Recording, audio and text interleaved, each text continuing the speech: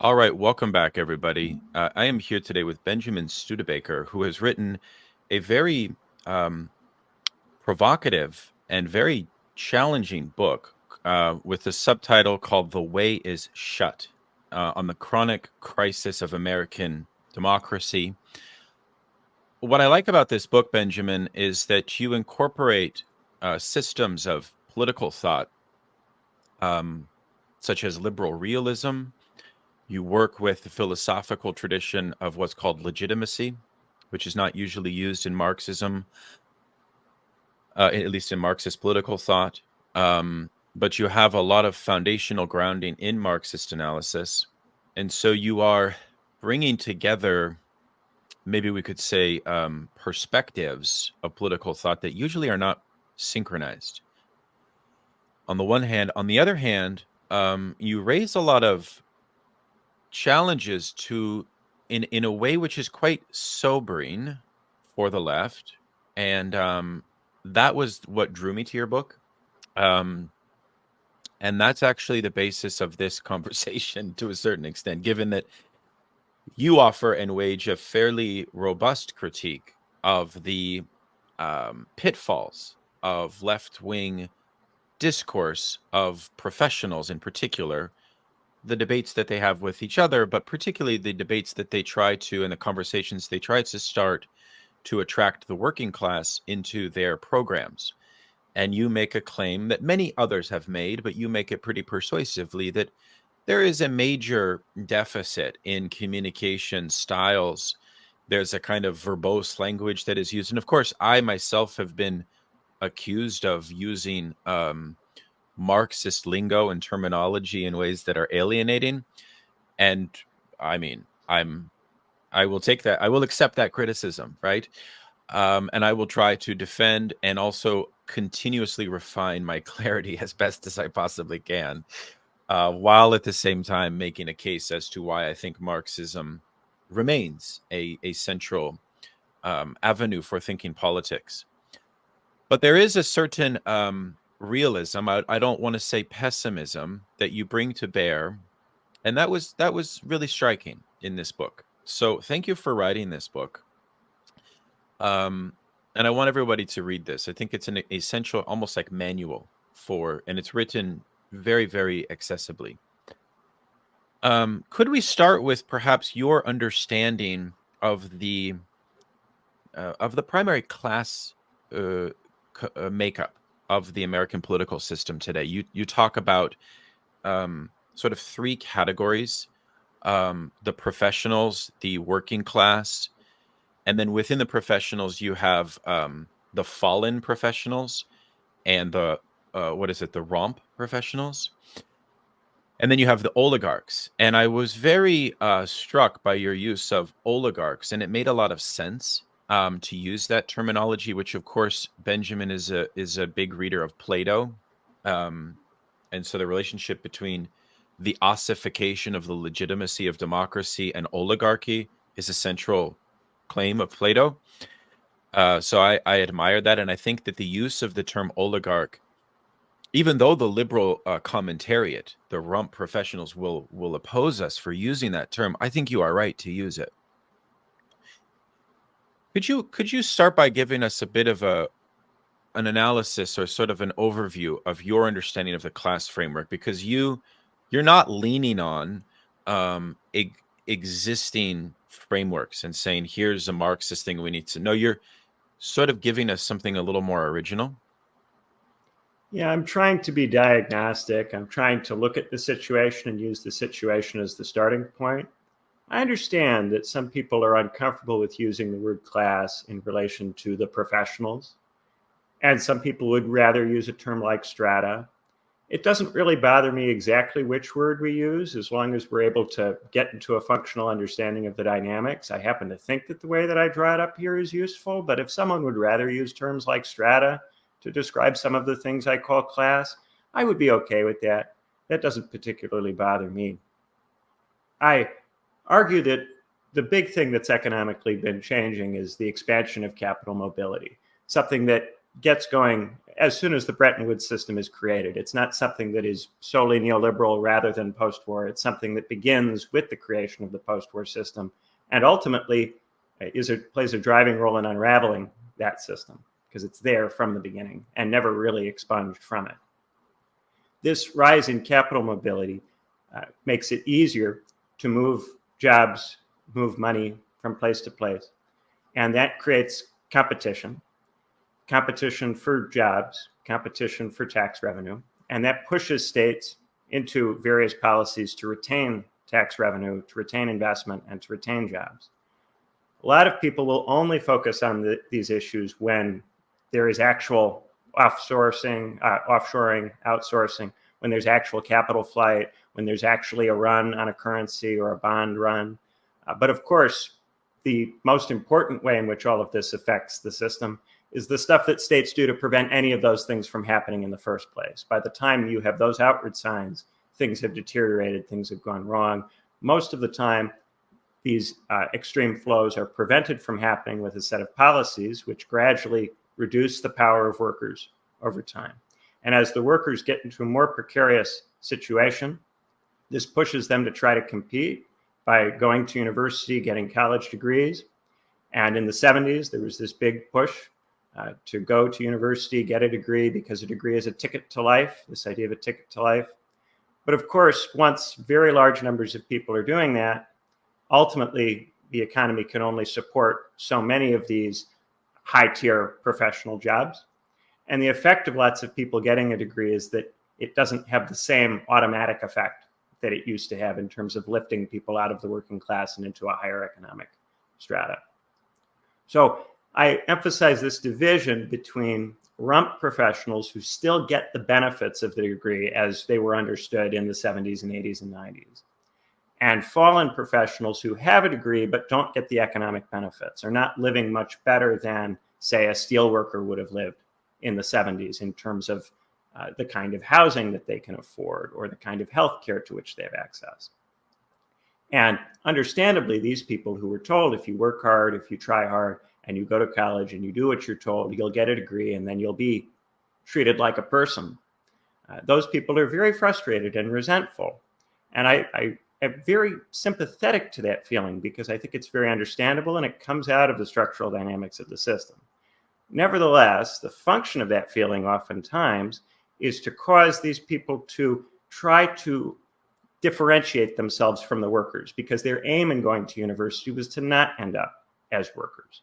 And this differentiation is often cultural in character, and it's often linguistic, and it's something that is communicated continuously in the words that we choose to use, the way we choose to speak.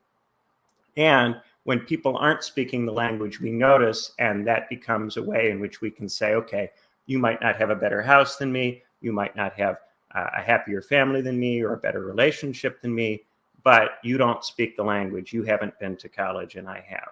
And that distinction makes it very difficult for these fallen professionals to work with the working class, even as they are proletarianized and put in a material situation that would appear to be a working class situation, and is in many important respects a working class situation. That's very helpful. I mean, for myself, it's interesting because I was from a working class background, but my parents gave no prioritization to a professional path. I was sort of on my own. The idea of living with them after 19 was not on the table. So I was just sort of go off and just do what you need to do. So there was no kind of coddling and certainly no financial support. Yet actually in a certain strange way, and I don't like to use my case as a model because I think that it's actually problematic, I became a professional and, I kind of coexist within film, nonprofit, academia. And so the irony is that I became highly class conscious upon entering into that world and seeing not so much the language, not so much but rather the inconsistency about a recognition that the Obama era in particular was actually achieving any material change to the system, to the situation, and there was a kind of self-congratulatory attitude amongst the professionals that I engaged with. And so my politics sort of became a lot more socialistic from that kind of alienated experience. On the one hand. On the other hand, I like your thesis that you've just outlined. One challenge that I have with it, and I want your take on this, is that one could say from a Marxist point of view that historically socialist movements have required a certain grassroots education, if that's the right word, for political consciousness raising. And I don't mean consciousness raising in the 60s liberal sense, but rather in a kind of more classical Leninist sense of theory seizing the masses, right? Now, you have a critique of Slavoj Žižek and of Etienne Balibar and the whole kind of post-Marxist movement that would still have a fidelity to the idea of revolution. You think that fidelity to revolution is basically foolish. And so I guess my question is sort of, I can see your point about the structural miscommunication between professionals, whether they be rump or fallen, and the working class. But couldn't we also say that the working class also should be encouraged to engage in forms of studying the political system, to overcome despair, finding ways of politicizing the working class?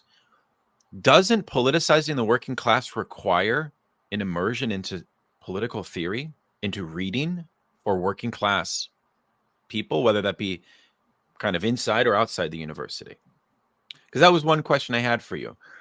Are you sort of, I don't think you are, but I'm always worried about anti-intellectualism. We have a very, very anti-intellectual culture. And it seems to me that, like it or not, people do get politicized through reading. Do they not? Well, I like Plato too much to possibly be an anti-intellectual. I'm not accusing you of that. Don't worry. Yeah. So, of course, I think civic education is very necessary. You would have to have some kind of effective civic education to prepare people to participate in a revolutionary or reformist movement.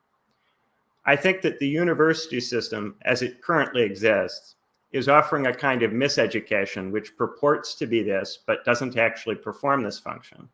And that we have a lacuna in the society of institutions or civil society organizations that are actually capable of performing this role. And people often look to various kinds of organizations that have existed historically to do it. But for various reasons, these organizations, and each one we could have a discussion about separately. We could talk about the unions, or we could talk about the churches, or we could talk about the family. All of these different things that potentially offer civic education are not functioning in the way that they would need to function.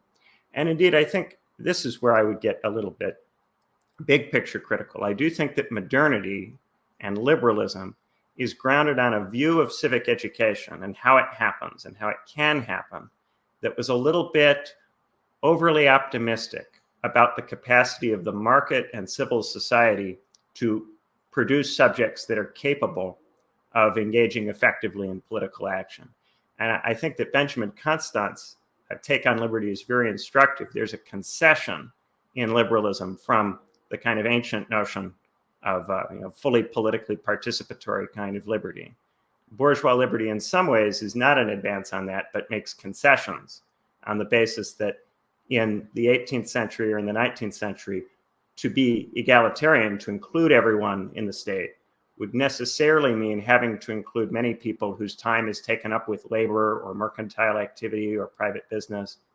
And therefore, the kind of consciousness that's possible for someone who is in labor for most of their time, especially most of their time that is energy rich, that's going to be not as great as I think many ancient political theorists like to imagine it might be for their citizens. I think that's true. And I think that you have a tradition in the radical post-French Revolutionary tradition, even thinking of Blanqui, because Blanqui, where Marx and Engels debated Blanqui, was actually around the function of the intellectual in a certain way, because for Blanqui, you may know, there was no discursive educational task needed for revolution, because Blanqui kind of maintained a notion that the working class is already emiscerated. So what you need to do is, as an elite vanguard, light the fire, and then the proletariat will follow.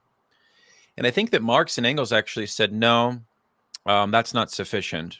You need to independently organize the working class, and then a secondary dimension of that independent organization will involve the cultivation of working class intellectuals. So part of what you talk about is the impossibility of the development of a workers' party or of a third party. Now, one of the things I've talked about on my show is that those impediments are systemic and they are deep, and we should be sober. And you're right to point those impediments out.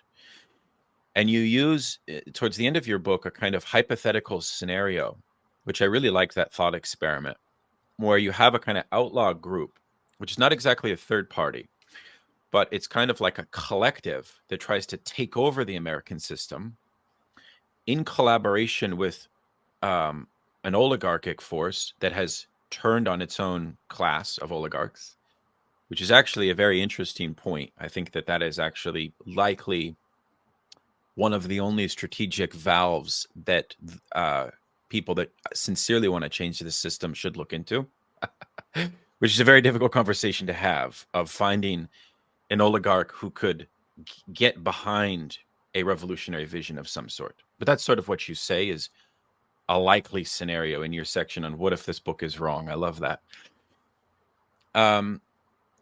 But, you know, that while there are impediments to the development of a third party, and you're right, socialist party, let's say, there may be less impediments to the development of cultural and intellectual institutions for the propagation of ideological forms of thought, forms of thinking, politics that would be capable of contesting these hegemonic systems.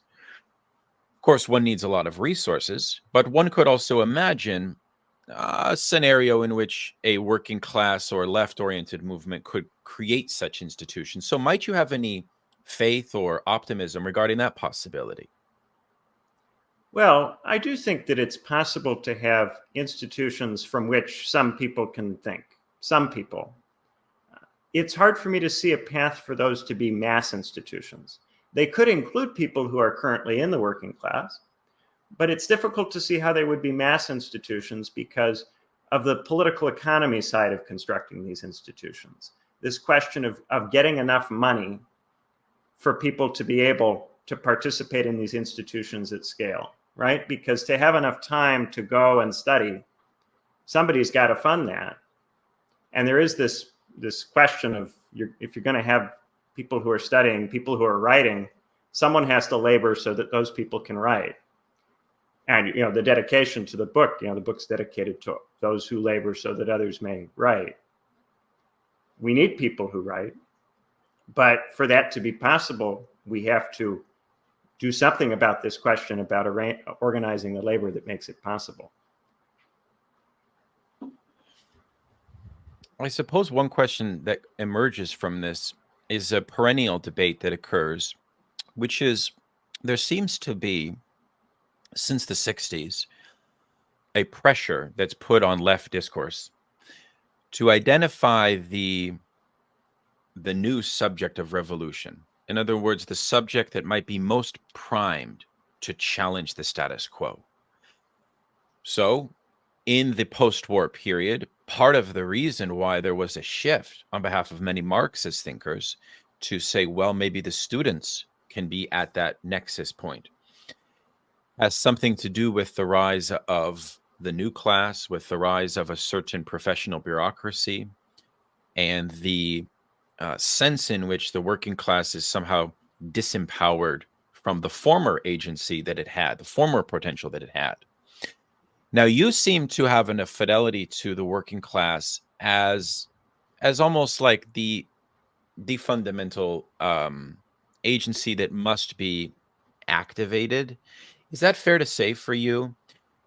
And if so, could you speak a little bit more regarding some of the impediments that exist on the left for a politics that would be confident in saying that we are for the development of left-wing emancipatory or egalitarian politics, et cetera, socialist politics that would be centered on the working class and its distinct place. So what is that true? And what are the impediments, if that is true, what are the impediments that you experience from the left and perhaps even from the right in maintaining a fidelity to that position? Well, I would say that I think the thing that makes me still part of the left and meaningfully part of the left is this commitment to the idea that the workers have to become citizens. That even if they aren't citizens in the full meaningful sense of that term now, in terms of being able to exercise meaningful political agency, being able to conceptualize the political effectively, that's something that ultimately has to happen and has to be the goal of what we're doing. Even if we think there might be stages between here and there, that has to be something that we're ultimately driving at, because the exploitation of the working class is not acceptable to me.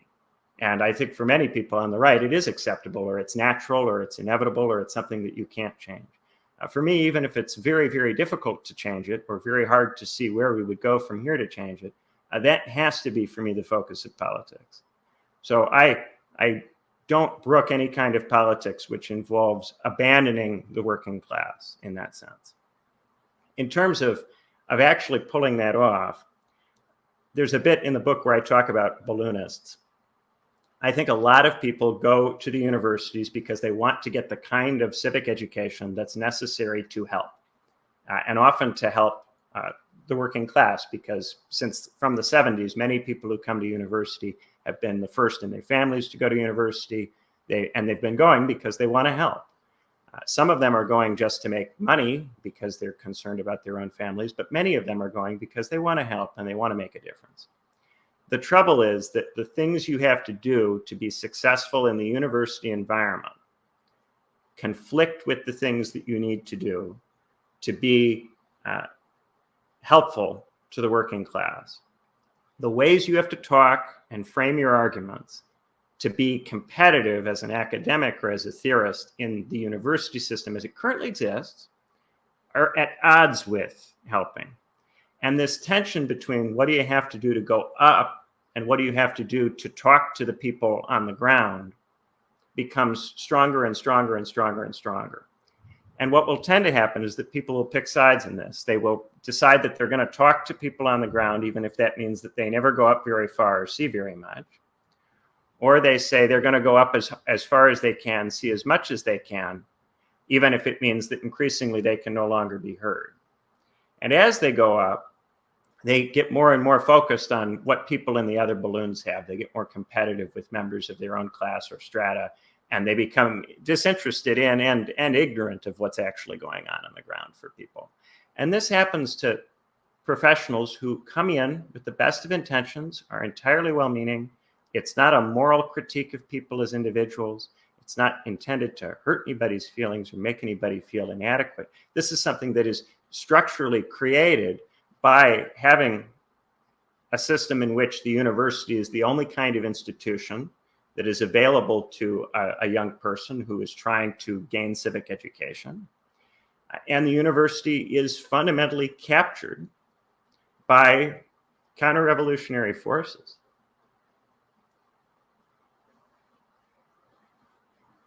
That I often find your arguments so clear that they do have a kind of comedic effect to me, in the sense that, for example, you redefine in your book the category of the Gramscian subaltern in a very interesting way. And I think in a certain way, Benjamin, I think the way that you, and I want to invite you to elaborate on this, might actually probably be more in line with how Gramsci intended for this category to operate as it pertains to our present. Because I feel that this question of the proletarianization of professionals, whether they're from the working class or the middle class, we're witnessing this fallen proletarianization, which is producing a structural form of resentment. And this resentment is not happening in a system that is in what you call a liminal crisis of legitimacy. No, it's not a full crisis. It's a chronic crisis. So that distinction between liminal and chronic is essential for you. In other words, there's a kind of pernicious sunk crisis that is, we might say, semi-tolerable in a certain way, but not at the level of spilling over into something that would be truly destabilizing. So the system is stabilized, but yet people are very resentful and unhappy. So within that, how might you frame this notion of the subaltern? Because a moment ago, you said something very interesting, which is that the working class do not have full citizenship. And I remember you defining the subaltern in relationship to citizenship. What is the subaltern today? Yeah, so the subaltern are the people in society that are ascribed citizenship. They're said to have it. They're said to have the various capacities associated with citizenship, and they're expected to use those capacities, and they face moral censure if they don't use them or use them poorly, but don't actually have the capacity, in fact, to make full use of those capacities. They don't actually have the time to do it. They don't have the civic education necessary to do it. They are stuck in various other kinds of activity that suck and leach their energy so that they can't really do it.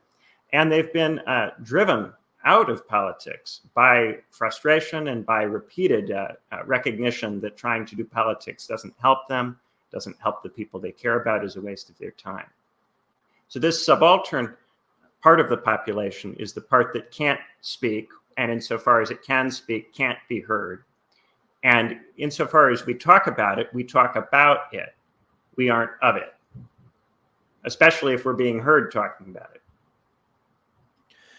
So then what is the meaning of the achievement of citizenship? Because you work with Etienne Balibar's notion of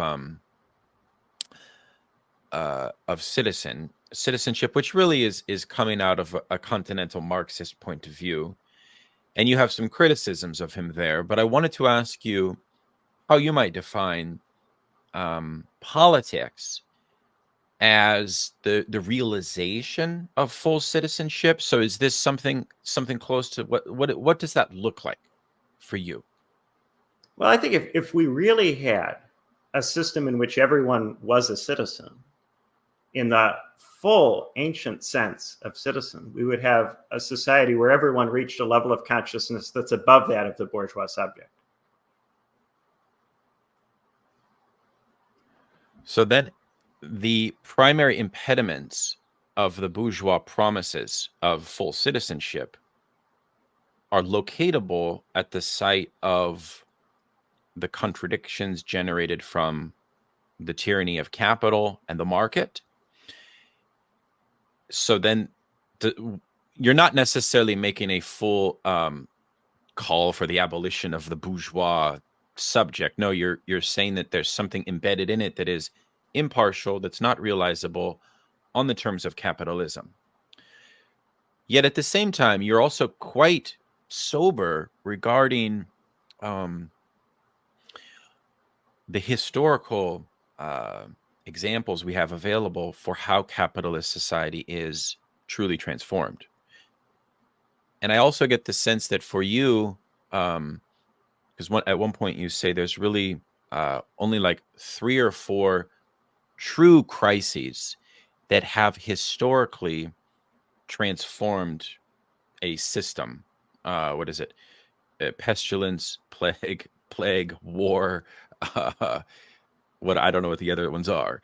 But wars, pandemics, state collapse, and revolution.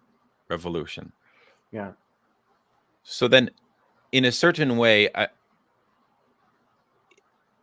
I mean, what then is the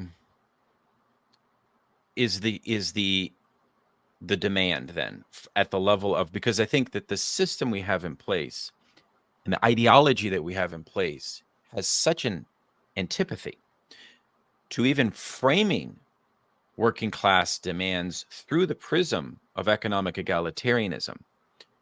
That I think goes back to the inbuilt resentments of the system. That I think goes back to the discursive debates amongst professionals, which we saw a microcosm of between Elizabeth Warren and Bernie Sanders supporters. So those debates will recur and recur and recur when we have emerge some possibility of an economic egalitarian thing, because one could one could envision a platform that would be putting down some pretty non-culture war based demands. But it seems to me that the system at a discursive level, at the level of discourse and political procedure, would inevitably force any non-culture war demand to be rerouted back into culture. So there's a sort of inescapability. I wanted to invite you to speak to that. Why is there an inescapability of the culture war framework to political life? Yeah, that comes from the market and the marketization of the political and the turning of the political and of what we think of as politics into business ventures by professionals. So as we kick up all of these resentments about capital mobility and about the conditions it immerses people in, people are looking for explanations of this. And the rump professionals, the successful professionals in the media and academia, offer them narratives about why they are unhappy, why they're miserable. And these narratives compete with each other in a market, and they do not compete on the basis of whether they track the truth or whether they are academically rigorous or whether they're baked in good theory. They compete just on the basis of their ability to get attention. And therefore, the more reptilian frames that encourage us to think of ourselves as individuals or as groups in agonistic competition with other individuals or groups that have different essences from us, that kind of thinking dominates within the market system because that kind of thinking is more accessible. You don't have to be in a good mood, with good energy, with some time and peace of mind to accept that kind of frame. Indeed, it is an easy way of avoiding having to engage in activities that are stressful, time-consuming, arduous. And when you have many, many people who are suffering and they are under a great deal of stress, those are going to be the kinds of narratives that are preferred. And you will have, on the one hand, the right-wing narratives that say straightforwardly blame outgroups. And then you will have ostensibly left-wing narratives that will say blame the people who believe the first set of narratives. But insofar as both of these are blame other people that are in competition with you or pose a threat to you, they're fear-based, they're ego body-based, these are not the kinds of narratives that lead to raising consciousness. In both cases, they lower consciousness. But in the second case, there's a prideful carapace that protects the person from realizing they're engaging in the same thing as the first person. Yeah, so capitalism foments a kind of interminable culture war polemic, which excludes and renders boring questions of economic egalitarianism. So much so that a narrative of economic egalitarianism or of a kind of new vision of socialism must discover ways to somehow reroute that inevitable culture war framing of its own platform. And so that requires a certain strategic thinking. I mean, that's actually an intellectual task in a certain way. That would be the task of the fallen professionals to concoct a a rhetorical strategy. Now, I mean, I think one of the things that comes from your book is, of course, that rhetorical strategy of professionals that truly want to transform this system, right? That they need to improve their communication styles. So, I mean, I suppose that podcasting and this venue that we're in now is a kind of pre-political discussion about what that might look like. Because I think in the Biden era, we are in a kind of depoliticized situation.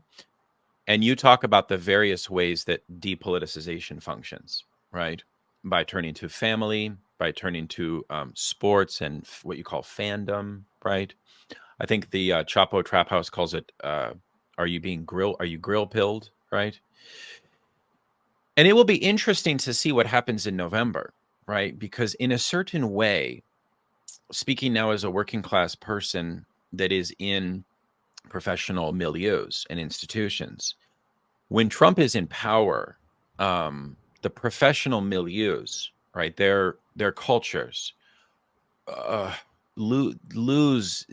Everything becomes a lot of anxiety-filled situations. There's sort of a tension that permeates, and so these liberal culture war polemics only intensify. And I would actually argue, and I want your thoughts on this, that the resentments over inflation and the cost of living crisis, which you say is the number one issue right now, may not mean that Biden gets punished, because people have a memory of how terrible it was when Trump was in power. Or maybe I'm wrong about that. But my feeling is that, well, yeah, this status quo is in a chronic crisis situation.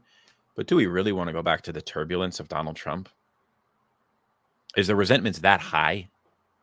So I guess that's my question. Are the resentments, as you read them right now, of such a high level that people will be willing to sacrifice bringing Trump back in? Well, so a few different thoughts came up there. One, I put a lot of emphasis on the class trader oligarchs, in part because of the degree to which the oligarchs are protected from the market by their already having had success, either themselves or intergenerationally. By their already having had success, they have some protection from the market that professionals don't have. And this is why the professional projects are always in danger of market capture, because the people who are running professional projects are not protected enough from the market to be immune necessarily to its pull. On the question of Trump, I want to preface this by saying I think that election will be close. And I think it will be close regardless of what happens. And I would never go into it saying that it's a certain thing that Trump or Biden will win. I would be shocked if there was an overwhelming preponderance of evidence that one or the other was going to win. I think it will be very close, and I think there will be uncertainty on the day.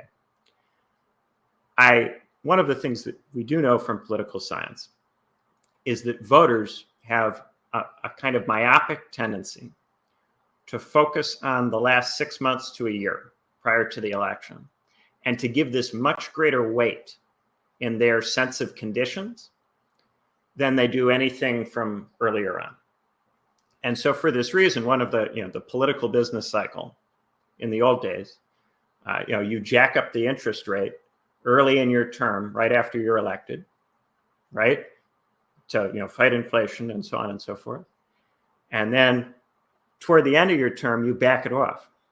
In the 70s, this is the pattern of behavior that led to the push for the independent central bank.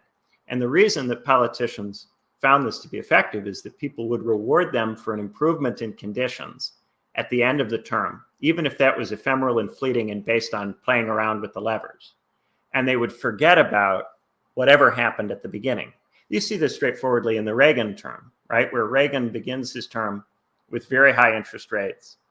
And then in 83, he starts doing a bunch of fiscal stimulus. The Federal Reserve helps him by backing off on the interest rate. And he wins re-election in 84 with a huge margin, despite having spent the early years of his presidency engaged in a form of economic policy that was incredibly painful for people. In a similar kind of way, I think when people are looking at this election and thinking that people are going to have a sober perspective or set of memories about even 2022, let alone 2021, 2020, 19, 18, 17, 16, that would cause them to evaluate this in an epistemically full or complete way. I don't think that's going to happen. And indeed, my argument that the market is debilitating the capacities of the subject is relevant for electoral politics. I wouldn't say, that voter myopia is necessarily an essential aspect of democracy or of people, or that it's natural, or that it's always the case in every situation. It's something that we can find statistical evidence of going back some distance in the 20th century. And I think the capacities of the subject to think outside the present moment have eroded more over time as a result of marketization. So I think Trump certainly could win that election. And if he wins, it's very likely that the way people feel about the inflation situation and the interest rates in the 6 months to a year leading up to the election will play a large role in his winning, if he does win. On that point, that's very interesting. Thank you. On that point you just made regarding the market eroding the faculties of reason, I think I've seen you mention before that the ruling class, I think you made a phrase once, that the ruling class,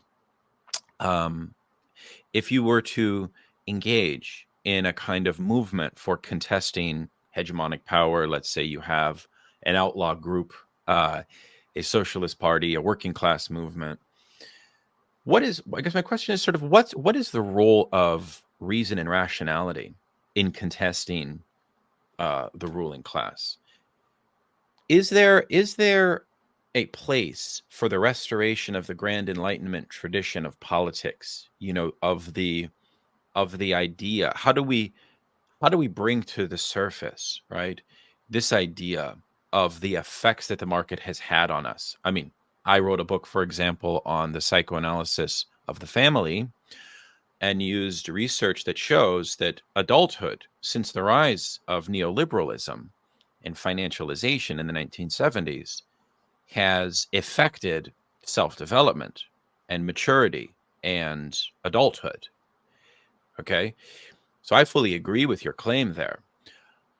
However, you seem to have a skepticism, okay, at the same time, that political intellectual life requires a reason in a certain way. How do you frame that? How do you understand that tradition?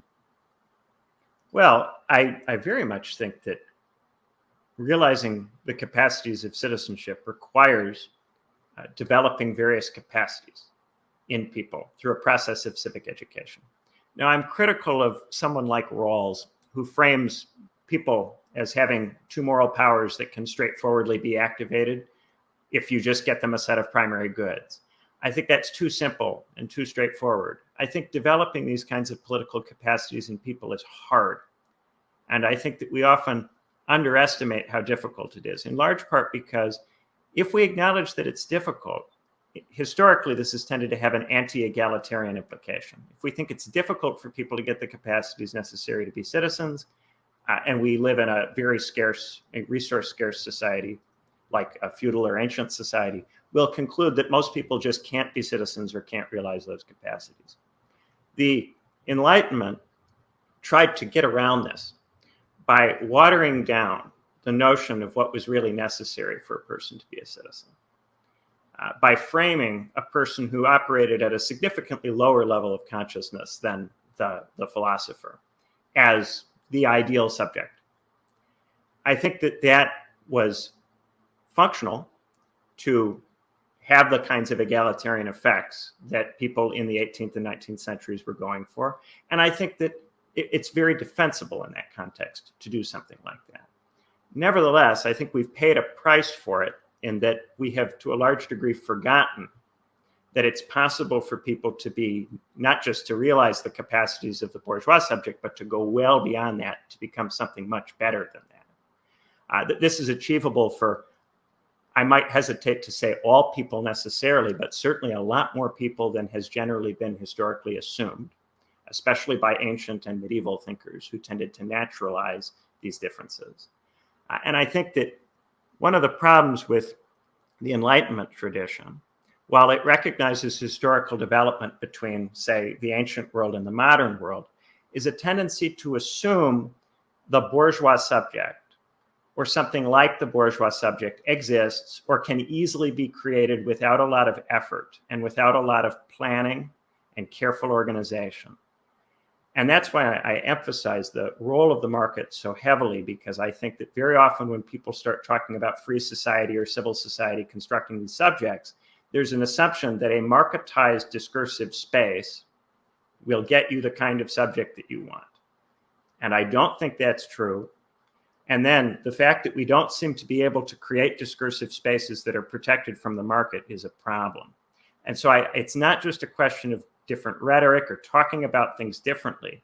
We need institutional settings that structurally incentivize us to talk about things differently, that credibly commit us to talking and acting in different ways from the ways we've been talking and acting. Otherwise, we're just engaging in a kind of moral struggle against the kind of language that's dominant in our own institutions. And I always think that individualistic, responsibilized moral struggle fails. I don't trust it. But it is yet so embedded in American social and political life that it is inescapable. And that fact is something that may have something to do with the Hartzian theory of American history regarding, Louis Hartz wrote a book during the Cold War. It's from a neoconservative point of view, which I don't agree with much of what he says, but I talk about his book a lot. It's called The Liberal Tradition in America. And, his famous case I've mentioned on the show before is that, well, what's unique about America, why we never got a socialist party historically, is because while we had chattel slavery at the foundation of the American Revolution, of course, we did not have decades or even centuries of feudal relationships amongst the middle and working classes. So America had, and it was only on that condition that European societies developed socialist parties off the breaking off of feudalism. America was founded on a bourgeois set of ideals, fully, almost kind of like a ex nihilo. So I think there's some truth to that. I think there's some truth to that idea. But there's also a certain sense that if that is true, that we still wait for the development of a true socialistic, egalitarian political possibility in America, that we are still somehow more ripe for that than, say, Europe would be, given that Europe has these long traditions of it. And we can see some mild differences in quality of life based on Europe's history with socialism, health insurance being one main one. So there is always a sense in which there's a sort of basic literacy about egalitarian socialistic politics in America that is required. And I wanted to ask you a question regarding the signifier of socialism and communism, how they work for you in an American context in particular. Is it necessary that political actors that truly want to transform the system, whether they're committed to the left as it exists now or not, is it necessary that they have a fidelity to the historical tradition of socialism when they put forward their ideas? Or is the crisis that we're facing so severe in your eyes that we should actually think of terms outside of that tradition of socialism? Well, I am too influenced by Plato to get too hung up on terms. I tend to kind of agree with this idea that the good is the unhypothetical first principle. To say anything, you have to be motivated by some commitment to the good. You have to believe that people ought to hear what you have to say, that they ought to believe what you're saying, that you're saying something that matters.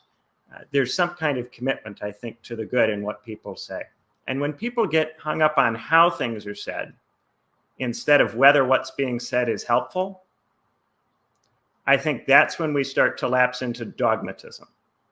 Dogmatism is a hyperfixation on how we conceptualize the abstract, instead of focusing on the abstract for its own sake. And it's a kind of slippage or falling away from a commitment to the good in itself. Well, that's true, but isn't it also true that we need that discursive conversation or contestation to take place around the agreed upon consensus on the left of what our platform will be and what our demands will be? Because I do think there's a certain predominant view on the left that the idea of the left is found at the site where the most exploited and the most oppressed, however we then define that, raise their voice, make their suffering heard, right? It's at those points where we find the left, some sense. Now you're offering a more nuanced understanding of the subaltern grounded within the political system, because I think we should also keep in mind that there's a long tradition on the left that we have inherited that has a fundamental antipathy, right? They've already resigned themselves from working within the parliamentary or the democratic arena. And I wanted to actually invite you to say something about this, because in your book you have a whole interesting analysis of people on the left that are critical of democracy. And you seem to have a very realist understanding of democracy, while at the same time an optimism at the same time of we can transcend it.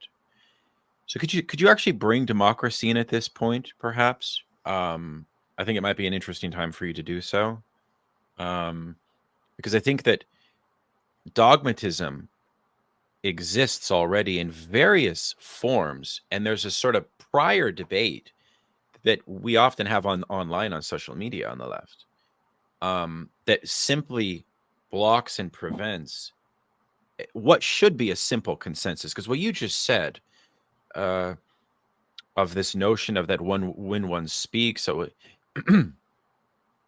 I know you're critical of Habermas, but how does that Platonic idea you just articulated sort of actually work in the dirty arena of existing democratic, arena?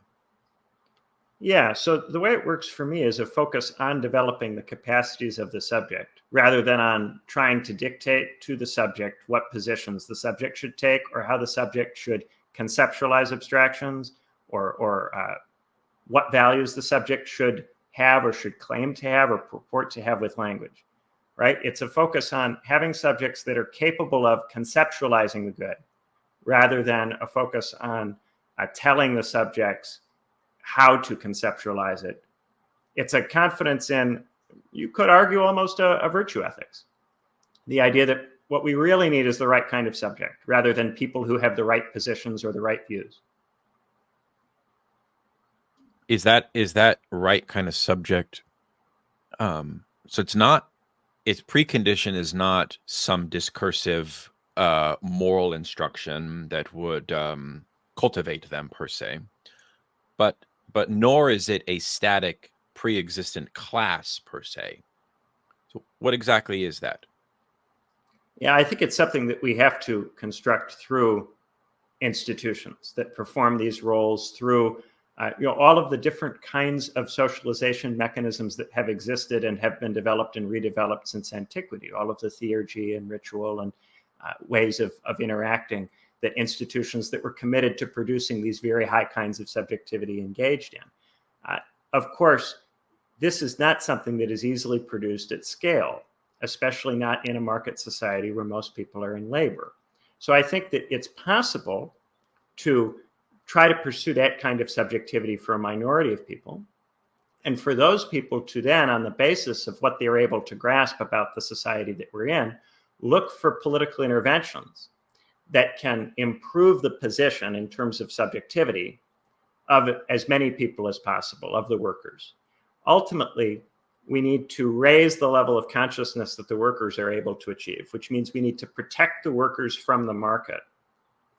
Initially, only a small number of us can protect ourselves from the market through creating these weird institutions that sometimes I've even compared to Roman monasteries, places where people who are protected from the market can get together and talk things out and think about what would it mean to make an advance in our context.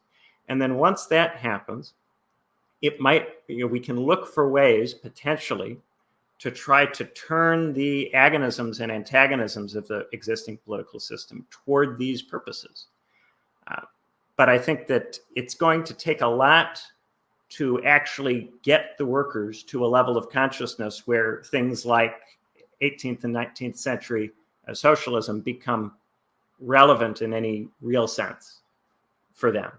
And I think that at the point at which those things would become relevant, it would look different from the 18th and 19th centuries. So one of the things I'm very, very keen on is overcoming the quixotism of the current existing left, which is constantly trying to imagine itself as in different historical moments, in different situations that have existed in the past. And this comes from thinking in a kind of binary way about progress, a non-dialectical way, where people think, okay, maybe we were making progress in terms of consciousness until 1917 or 1922 or World War II or whichever year you pick, right? 68. And then at some point, something happened and we began making regressions in consciousness. And so all we have to do is figure out where we've been pushed back to and find this place that we've been pushed back to and then take up the effective strategies and tactics that were useful in that situation. I think we're in a situation that is fundamentally much worse in many ways than those historical situations, not in terms of the standard of living or in terms of, say, equality in terms of access to the labor market, but in terms of the capacities of the subject. Mm. Well, I always like to, I suppose, in a Marxist framework of history, if you have a kind of commitment to the idea that capitalism, that we should approach politics through a revolutionary commitment, it therefore matters to study the historical, cultural, social conditions of what led to historical revolutions, right? And I think that what that also entails is a definition of modernity. Now, there's certain questions, right? Is postmodernism valid? Is it not? Has neoliberalism truly eroded the not only the capacities, but created a kind of living condition or a social situation in which comparisons to the 19th century are not even relevant anymore? Because there's another way to look at it, which is that modernity really kind of opens in the distinct, like Kojin Karatani, the Japanese Marxist, has this idea that modern politics really begins in 1848, and the kind of primary contradictions of the capital nation state models we still exist, we still live with, emerged at that point, but incidentally, the point when Marx and Engels penned the Communist Manifesto, which I always found a nice argument because it kind of makes Marxism somewhat of our grand modern contemporary. So I think there's one way to look at it like that. I think the other way to look at it is as a strategic point, which is to say, I'm looking at our system is analogous to some other moment. Do you not agree that we have some analogs that would be useful thought experiments to explore, such as, or because otherwise, I worry, Benjamin. What then? How are we then using history for understanding a political practice? Maybe that's too platonic. When I started my PhD, I was very focused on comparing the current situation to the 30s. I had this view that we had come back to a level of inequality that was similar to the level of the 30s, and we'd had this crisis 2008 that was not dissimilar to 1929. And I thought, well, if we've come back to that kind of inequality and those kinds of economic conditions, then we should see conflicts that are similar to that and political movements that are similar to that. And one of the things that was completely transformative for me as an intellectual, and which I am forever grateful to David Runciman for, is the question of, okay, but what's different? It's much easier for people to do analogies based on what's similar than to do analogies based on what's different. And I think history is valuable only if what's different is always asked, not just what's the same. Because people often look to historical analogy to draw false hope from similarities instead of to draw despair from difference. And it's what's different that we really have to reckon with. That's what drives us to do new theory, is consciousness of what's different and the need for new understanding. And when we write commentaries about the past based on a positive analogy about what's the same, it lowers us as thinkers. We don't achieve the level of consciousness of the theorist. Our goal should be not to write about Marx, but to be him, in the sense of to look at our time in the way that Marx looked at his time. No, I think that's very close to how I would propose it as well. We see the dangers of what you're talking about in the fascism debate, because I think that there is perhaps a kind of liberal intuition that the way that European fascism emerged with Mussolini and then Hitler provides a kind of inescapable template that we can simply import into today's context. And yeah, I mean, there's obviously a lot of problems with such sort of vulgar historicisms, we could call it. But at the same time, I guess my question is sort of, yeah, I mean, one of the things that I have moved away from in my immersion into French theory and into continental philosophy and Marxism is pure theory, is sort of analyzing the past through these kind of immutable concepts and theoretical formulas. And I've become a lot more interested in biography and a lot more interested in empiricism, sociology, right? While still incorporating some of these theories, but trying to incorporate them in a way that's more sensible. So I suppose another question that I wanted to raise with you, sort of slightly shifting gears now, is actually to bring up this question that I was struck by in your analysis of what you call striving. And you say that one of the kind of fundamental points of the American political system, from the right to the left, the two major capitalist parties, is that they have to put forward a platform that fulfills the deeper yearning and striving that people have and feel about political life. So, for example, we all know the hope and change message of Obama, but you also show that Trump also, in his own way, presented a striving picture. Now, one of the interesting things about 2024 is I don't see any striving narratives going on. I don't know about you. Now, that's unique. Is that unique? And could you say something more about this notion of striving? Because you mean it in a very particular way.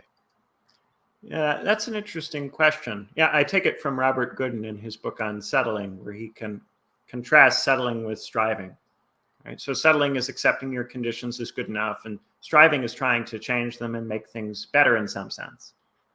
And I pair it with, well, I don't pair it. It's a third thing.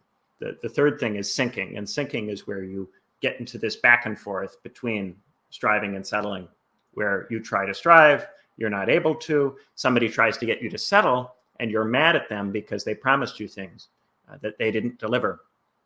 Or maybe you weren't one of the original strivers. Maybe you were someone who was a settler and was content before. And then something changes on you because someone else strives in a different direction, and then you're not happy. And now you're moved out of your settling and into a different kind of position.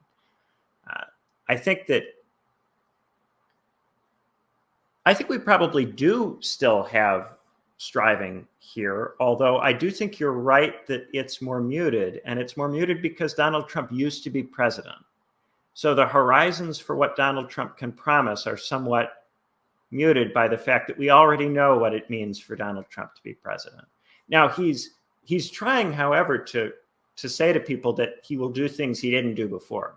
Some of that stuff about purging the civil service or going after the CIA or the FBI, some of that is trying to say that there is something that can be accomplished in terms of fighting the deep state or the bureaucracy or the administrative state or whichever expression we prefer.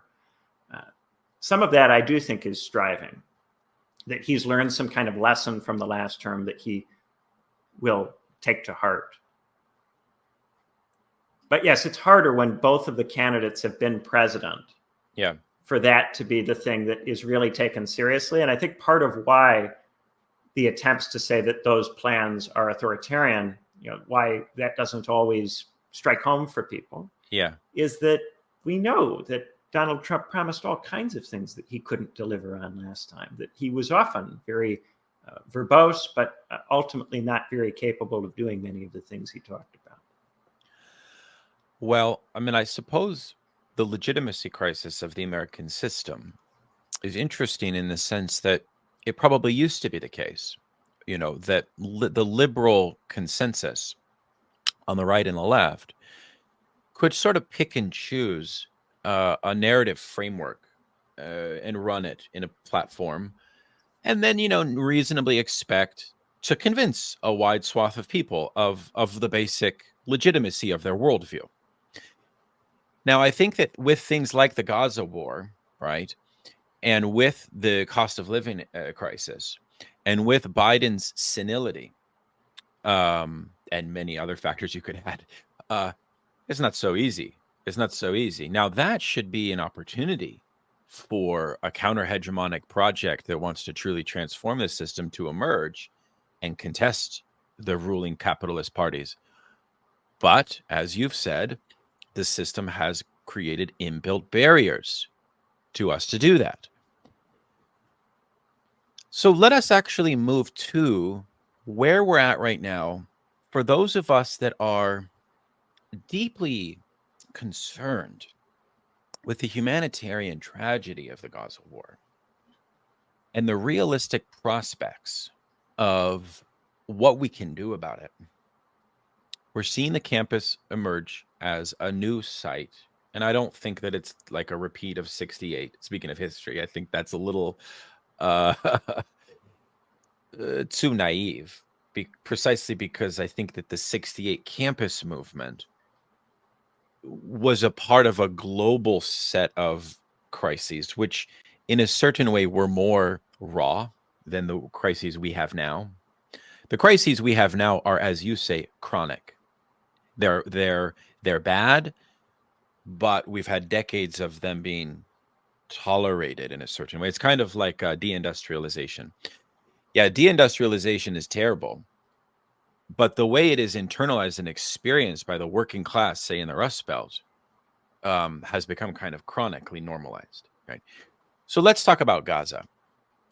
You have written in Sublation and elsewhere that, unfortunately, the status of the left today, as I understand your argument, will not get anywhere by centering Gaza,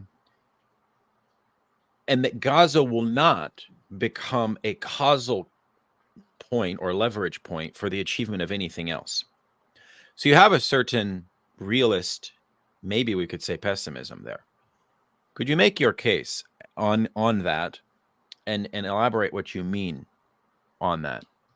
Yeah. So in connection to this, you asked me to bring in democracy at one point, and I didn't really get to that. And I think this is a good point to kind of bring it in. One of the things that I think is going on, and I talk about this a bit in that book. It's going to be a bigger theme in my next book that will be out in November, Legitimacy in Liberal Democracies, is this idea of deep pluralism. And this is the thing that I think postmodernism is a response to. I don't think postmodern theorists all necessarily grasp it, but I do think that there's something recognized in postmodernism. And that is deep pluralism, which is this splintering, endless splintering, or near endless splintering of both society and increasingly the state. This inability to talk to everybody at once.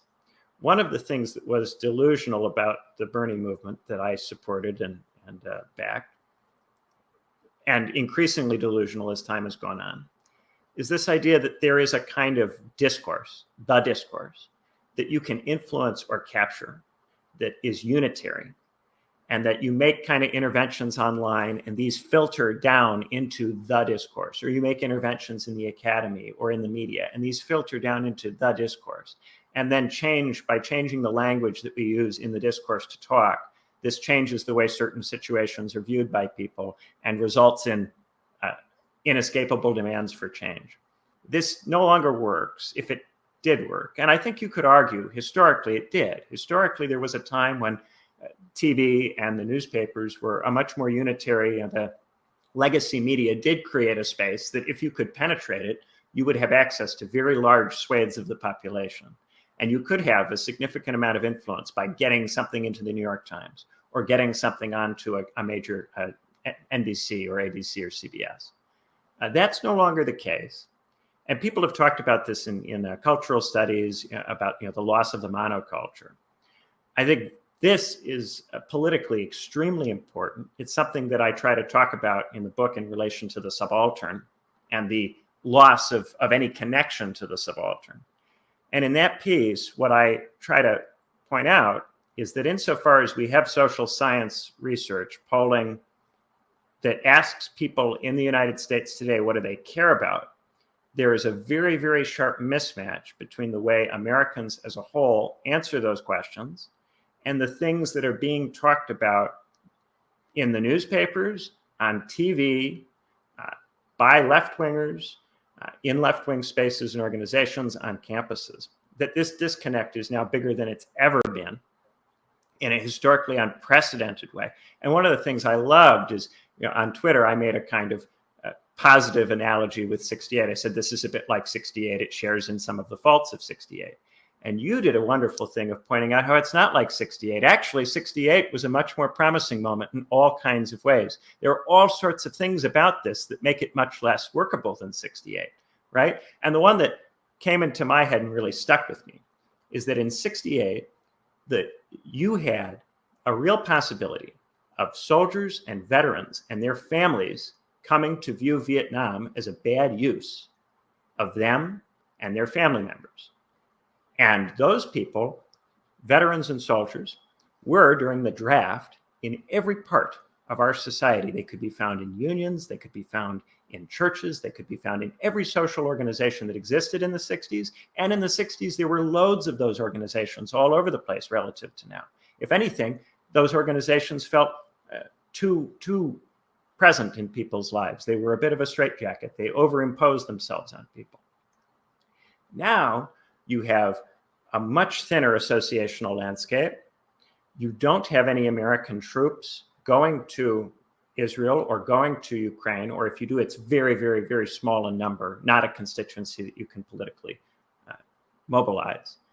And you have a set of campuses that are much more estranged from the public than they were in 68. In the 60s and 70s, we had a much larger percentage of the students who were first-generation university students, who still had serious connections to working class families, backgrounds, people who were arguing with their parents. This language of arguing with your parents comes from a class mobility that we don't have as much of now as we used to have.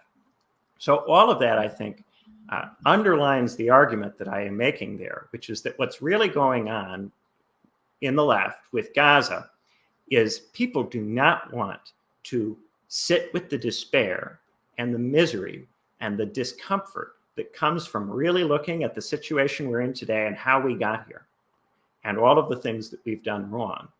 And by pointing to the kids are focused on this thing or excited about this thing, it becomes an excuse to not think anymore.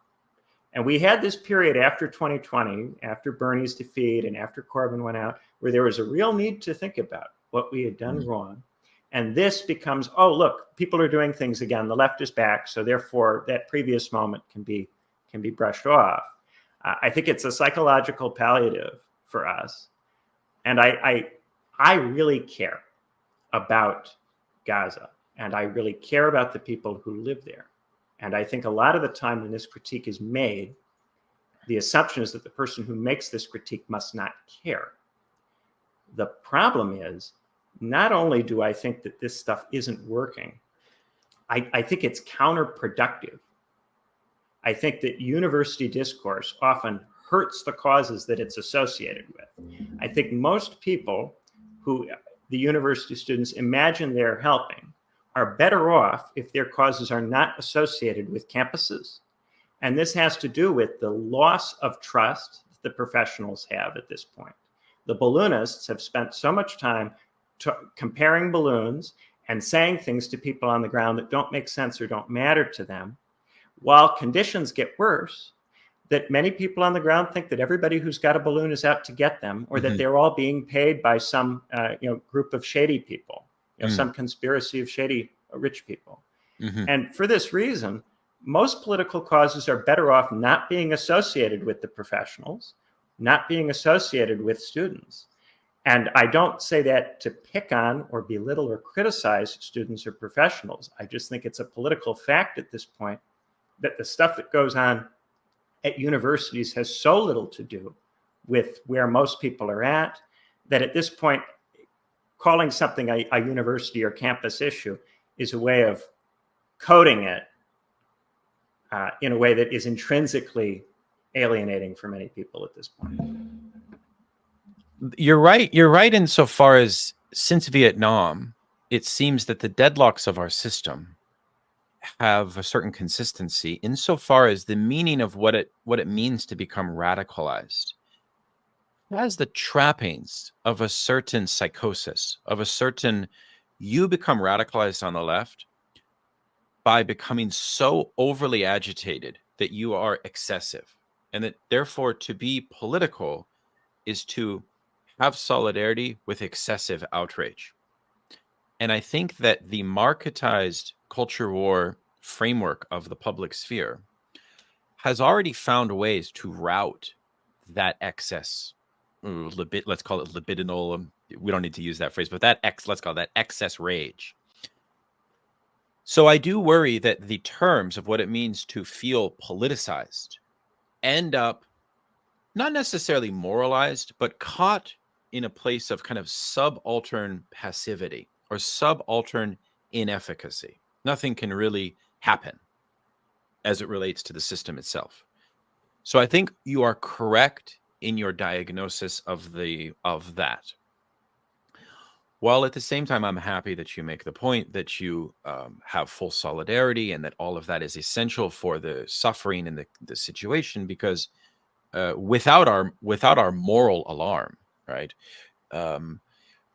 whether we're making a substantive difference or not, I think it is incumbent upon us to voice that moral alarm. I would say that, it is interesting to me that some of the contradictions of the liberal intelligentsia, the rump professionals, around commitment to DEI discourse after the Black Lives Matter uprising of 2020 has only now been called out in the Gaza situation, because that class of people are sort of robotically going along with Biden on Gaza. And that is a contradiction, and that does need to be called out. Right. So, writing about that, writing op-eds about that contradiction and that hypocrisy, because it is a hypocrisy, should be done. Now, if we had a movement, let's say the Sanders movement was successful and we had some kind of enfranchised millennial left political force, I think things would be a lot different about how we speak on foreign policy issues, but we don't have that. So when we speak on foreign policy issues, we do risk this kind of psychoticization of radicalism. It's no surprise that a lot of these continental philosophers talked about capitalism and schizophrenia after 68. You see my point? Which is something we need to avoid, because that then creates a model that's impossible for replication for the working class. Because what does it mean to be politicized about your job or about your everyday life? Well, in a sense, what the professionals and the students define is what it means to be politicized. I wonder what you think about that. It's almost like models of sort of adequate politicization, if that makes sense. You know what I mean? Some of this comes from the fact that we increasingly can't act politically. If we can't act, then we overemphasize the meaningfulness of speech and the meaningfulness of symbols. And that's something that I think has been a huge trend. The constant focus on representation, symbolic and descriptive forms of representation because of the incapacity to act. I think that has been a huge pivot in the way that states legitimate. And I very much want to emphasize that my issue with it is not inclusivity. My issue with it is the lack of acting and the excuse that it creates for not acting. This notion that the representative can stand for you without acting for you, which is never stated explicitly, but is implied at every stage by this symbolic politics and this overemphasis on language. Huge problem. I also wanted to kind of pick up this thought. Some people will say, hey, the students are actually not doing the things that the media is saying they're doing. They're not making the excessive, over-the-top, schizophrenic kind of claims. They're not supporting Hamas. And that may all be true. And I'm sure in many cases it is true, probably most cases. The issue is, because of the way in which all of this is marketized, any instances of students doing anything that looks like the negative stereotype of detached students who don't care, all of that rises in the discourse through outrage at any action. So much so that you could have protests occur in every university in the country, and there could be 5 instances across all of those protests of someone doing something excessive. And those 5 instances could easily be the only things we talk about, and the only things that are in the media, and the only things that are discussed, because they're the only things that produce outrage. So when the student protests are covered and discussed, there is never a capacity to actually get to what's a constructive solution. We move from talking about the Gazans and what can be done to help them to talking about the students and whether they're okay. And we start talking about our own politics and our own educational institutions. And this, I think, is also reflected in the conversation about DEI. Now, I, of course, think that there's all sorts of problems with the DEI discourse. And I also think that it is the place of academics who are in universities to talk about things that are wrong with their institutions. But I also think that when our politics becomes all about the university as a site, we get very removed from real politics and from what most people are concerned about. And one of the things that has worried me about all of this is that the discussion that was initially about Gaza is now just about the university. And Gaza is almost epiphenomenal in relation to this. It almost makes no difference to this discussion what's going on in Gaza. Because really it's become about trying to rescue the universities from this corrupt, captured position that they're in. But I think there's a real question about whether that is even doable at this stage. And I think one way that we could start to push back, instead of just using voice to try to reform the universities, is to start creating institutions that are alternatives. The way that the Christian monasteries were ultimately overcome in the Middle Ages was by creating the medieval university, an alternative institution that can socialize people and give them civic education. I think if we really want to make the universities improve, we have to compete with them with other institutional forms. We can't just talk about them. What would be a site for, in a practical sense, with full recognition of all of our limitations in the chronic crisis we face in democracy, for a more effective political consciousness raising on the Gaza issue? Were you, for example, inspired by the UAW support? I think even some of these younger people that are taking on the factories that are making the drones, in Arkansas or whatever. I'm not going to say anything, but it's interesting, right? It's something. Given the fact that this annihilation, this loss of human life is so excessive. What would you say? I mean, okay, so yeah, I see your point. The university has these limitations, but where would a better site emerge I think for the reasons we discussed earlier about the lack of American troop involvement, it's hard for me to see a way in the United States for a better site to emerge in a robust way at scale. Yes, individual unions or organizations can take up positions, but I also think that there's a threat that association with the student movements or with the universities could undermine unionization efforts internally, and that's something that those unions do need to be worried about. Especially unions that have seen a lot of success recently, getting overly involved in culture war issues or foreign policy issues can split their workers and diminish their unionization efforts going forward and make it harder for them. And especially insofar as the more left-wing factions within those unions take these things up and insist on their being taken up, and then scold union members as reactionaries if they don't take them up, that can really kill the labor organizing momentum. So I'm very concerned about that, actually. In terms of what can be done about Gaza, the one site that comes to my mind as a place where there could be real organization is in Egypt, because there is this question about if Israel is bent on ethnically cleansing the Gaza Strip, what happens to the Gazans? Well, if Israel continues to kill the Gazans, that will in itself create a lot of negative pressure on Israel, not just from Americans in the street, but from governments that don't want to be associated with that, who are trying to do business with Middle Eastern states, and those Middle Eastern states are not happy about it. And this is something that I think protests among students, it doesn't necessarily contribute to and may even work against. Insofar as it polarizes elites against the students, it makes them more resistant to arguments that will come from neighboring states in the region, like Egypt and Jordan, about trying to put a stop to this destabilizing thing that's occurring, this thing that's creating upsurges potentially of discontent in the Middle East that could be viewed as threatening to those regimes.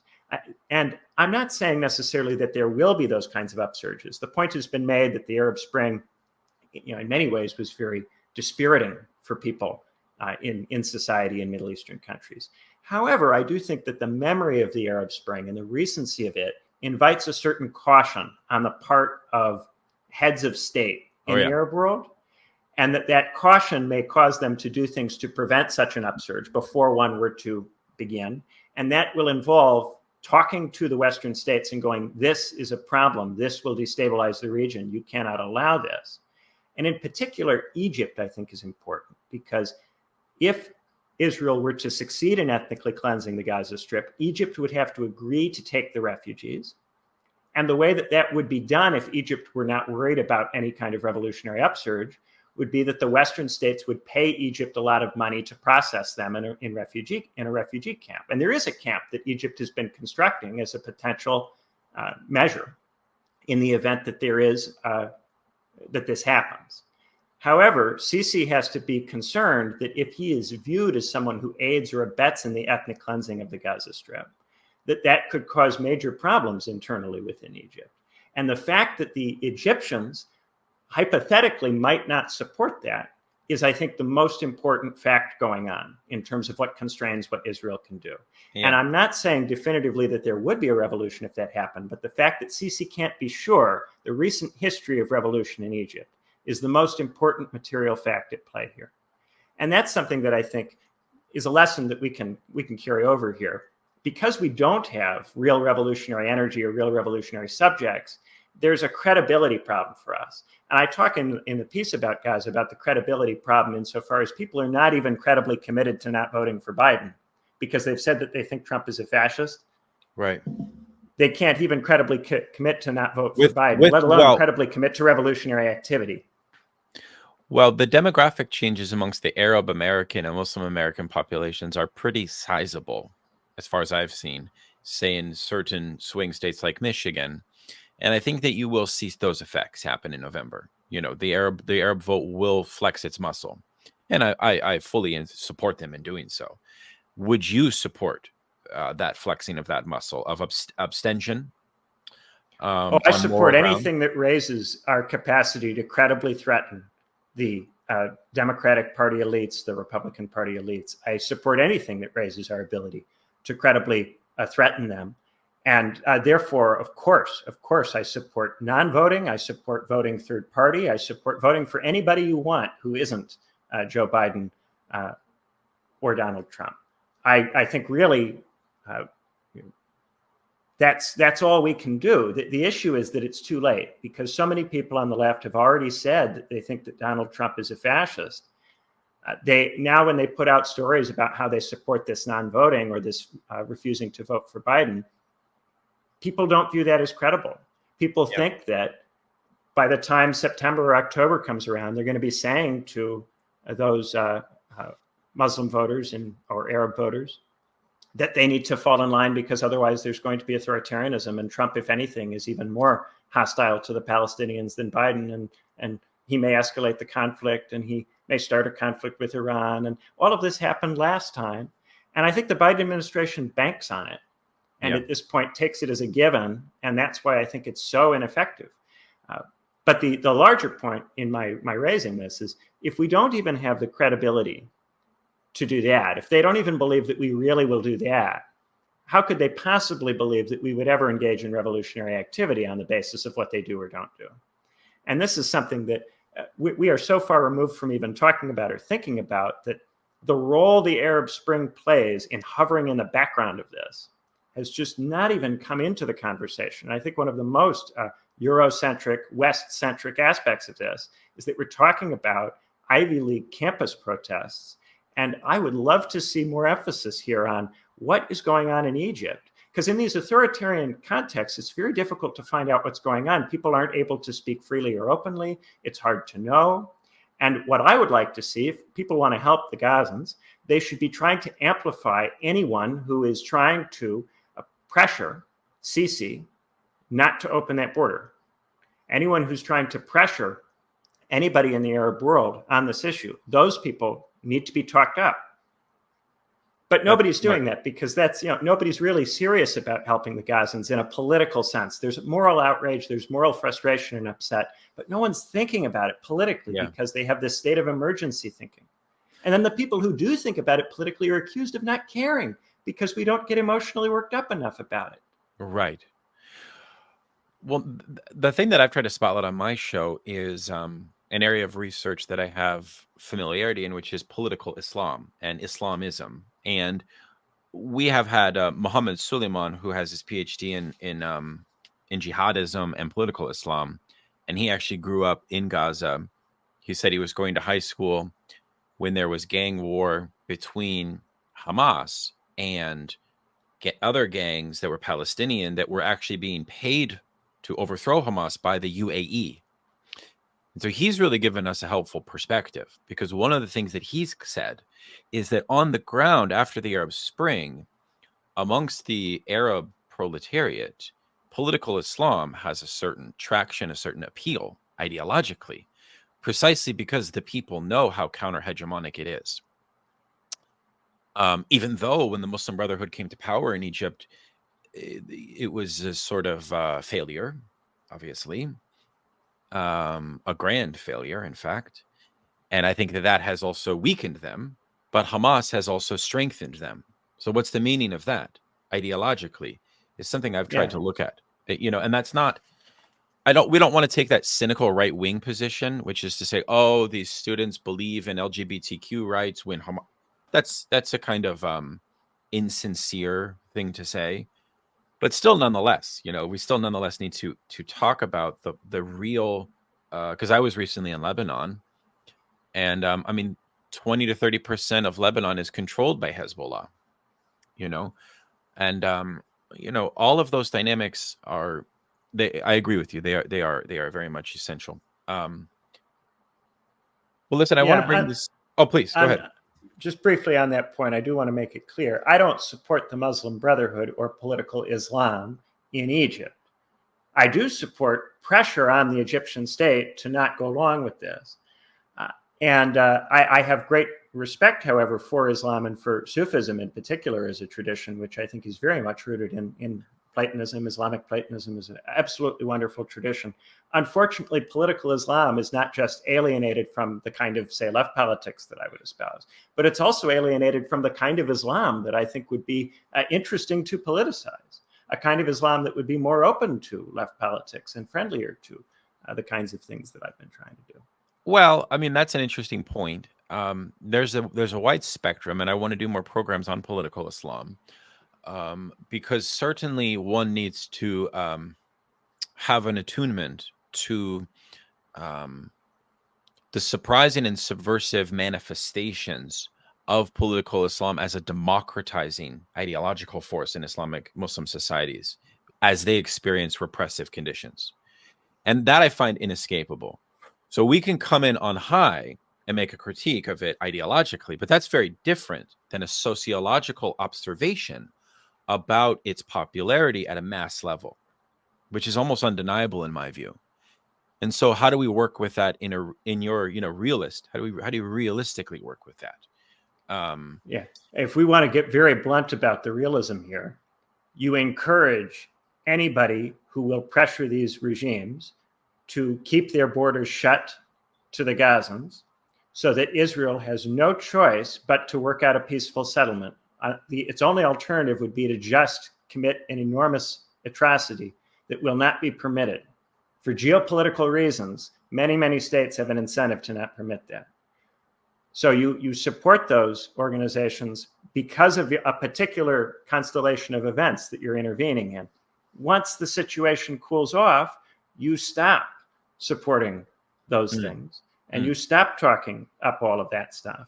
But what we should be doing is, until that situation is resolved, talking up resistance forces within Egypt or within Jordan so that they can hold the regimes in those states to a commitment to not let anybody, to not allow the Gazans to be displaced. Well, Benjamin, this has been very enlightening. And again, I want to thank you for your interventions here. And thank you for writing this book, which I felt came at a good moment in my life, as it's helped keep, I think, a lot of us honest. And that's perhaps an intended effect of your book. I'm not sure. But I do want to just stress that everybody really should pick it up. The Way is Shut. And, we'll have to have you back on, because I feel that you inject a certain clarity into these conversations that we're trying to have. And I admire that. And I think you're doing good work in that regard. And so I'm happy to meet you and be in touch. Thank you so much. It's been an absolute pleasure being on here. You ask just really, really sharp questions. Okay. Thank you so much. And until next time, folks, all the best.